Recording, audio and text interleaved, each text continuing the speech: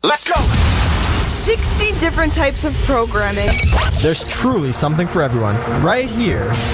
FM, HD, Amazon Echo, Google Home, the TuneIn Radio app, the iHeartRadio app, and nccradio.org.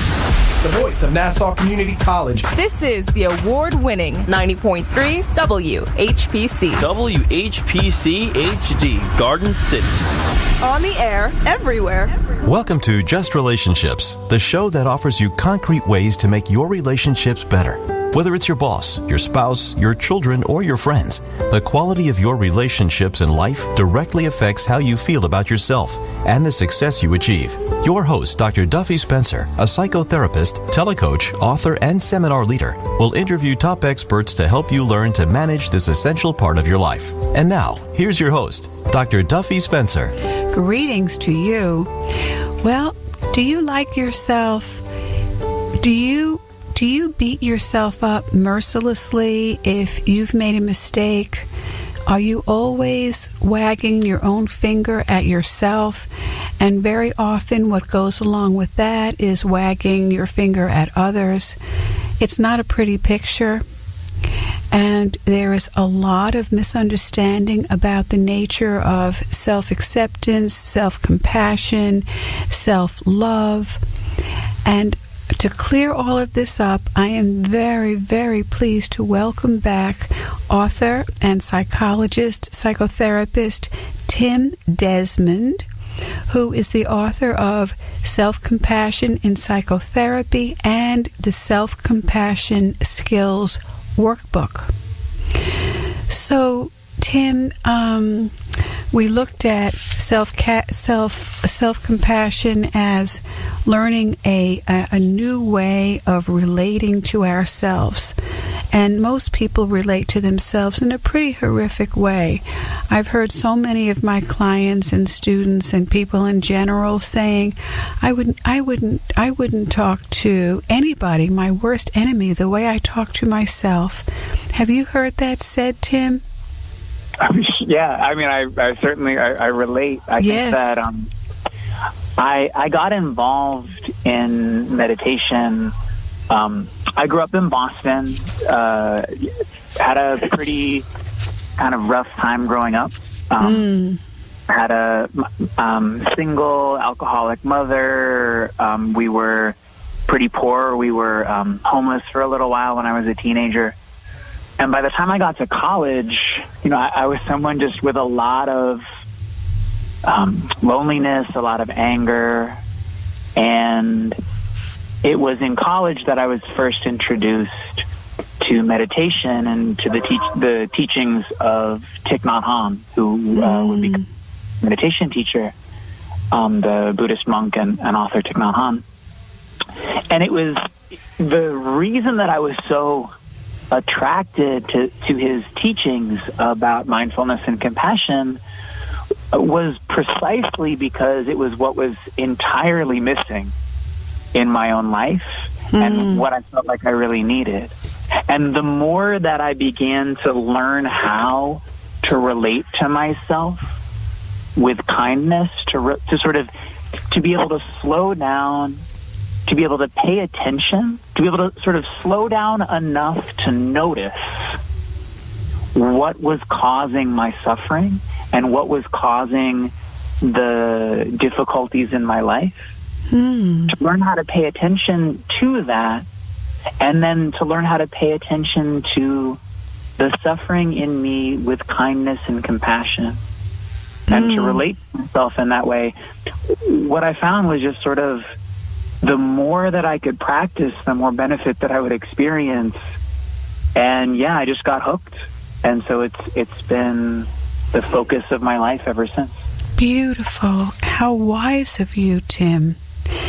So, I'm imagining our audience may be thinking, some people may be thinking, well, I notice what's causing my suffering. I don't know where my next meal is coming from. Duh. And I don't have a bed to sleep in tonight. Yeah. So you want me to do what inside my own head? Yeah. I just gave a talk at Google a couple months ago, and one of the things that I shared about is kind of what I'm practicing with right now.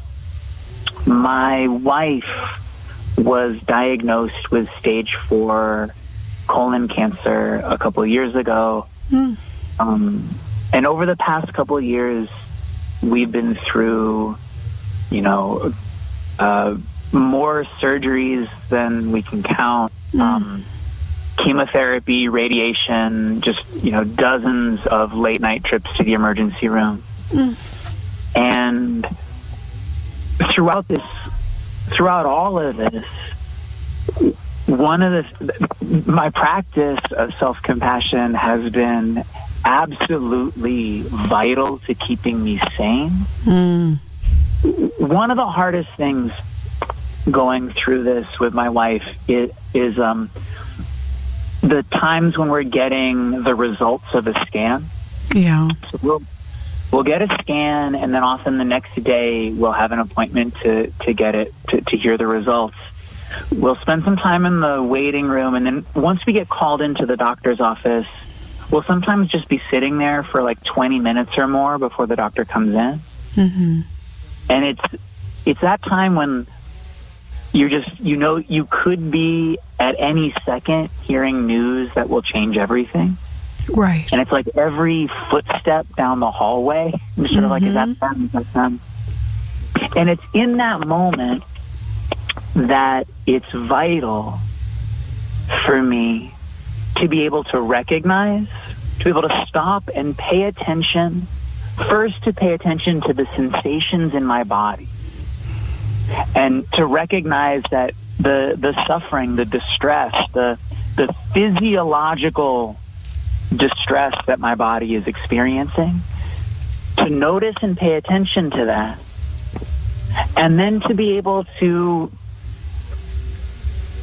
relate to myself with acceptance, to basically say to myself, exactly what you're feeling right now is okay. This wish in you that you wouldn't have to go through this wish in you that it would all just go away, that's okay. The anger, the non-acceptance in you is okay. It's all perfectly natural, perfectly human. You're allowed to feel that. And so what I'm not doing is denying, and what I'm not doing is ruminating. Right. But instead, I'm recognizing my reactions as normal human reactions and responding to them with kindness, rather than just sort of like. There's a difference between saying, sort of recognizing the voice in me that says this is unacceptable, and then just feeding into it. It is unacceptable. This is terrible. Yeah. There's a difference between that and saying, of course you feel like this is unacceptable. Anyone. And the latter way actually helps me to regulate. It helps me to sort of not get lost in my own reactions so that I can be there for my wife. Yes. And so in my experience, it's almost like whatever's happening in my life, especially in the really hard moments, being able to relate to myself with kindness and compassion makes responding skillfully possible. It makes it possible for me to not make things worse than they need to be. Beautiful. Wow. Oh, that's so powerful, Tim, and I'm so sorry that you and your wife are going through this. And right away when you said stage 4 and then you said she got the diagnosis 2 years ago, I'm thinking something right is happening. Yeah. I mean, we the reality is kind of living with a terminal diagnosis. We never know how much time we have. Yeah. And there's a part of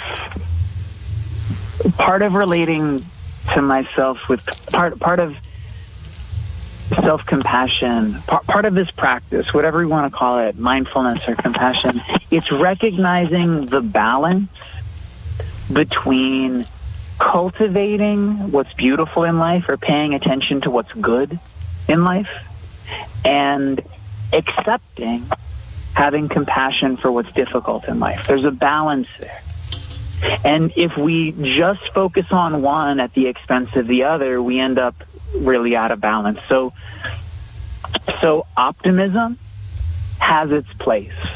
Mm-hmm. The sort of cultivating the belief that, new treatments are happening every day, and maybe there's a way to be able to beat this. That optimism is important, but if you rely exclusively on optimism, mm-hmm. then what you're doing is the boogeyman in the closet is only mm-hmm. getting serious. And regardless of whether or not my wife beats cancer, we're both going to die eventually. Mm-hmm. Mm-hmm. And if we put off kind of making peace with that, then it only gets scarier the closer it gets. Mm-hmm. And so for me, a lot of people will say, we'll try to sort of feed my optimism, and I appreciate that. Mm-hmm. Yet at the same time, I think it's also really important to be able to have acceptance for the possibility that we might not beat this. Mm-hmm. And all the reactivity, that can kind of come with that, because that allows us to be more fully alive in our relationship. It doesn't require us to sort of block out big parts of ourselves. Mm. So you're saying that if you feel reactive and you have really uncomfortable physiological sensations, to be with those sensations and breathe into them and give them all the space they need to be whatever they are in the moment. The way that my teacher, Thich Nhat Hanh, talks about mindfulness, the one of the core images that he uses is the way that a parent might hold their newborn baby. And I don't mean the way that we hold a newborn baby when it's 3 a.m. and we're completely burned out and exhausted. But what I mean is that there's a way of holding a crying baby that we all can relate to, that baby finds really comforting. And if we were going to try to describe what it's like to hold a baby in a way that baby finds comforting, we would say that you're fully present there mm-hmm.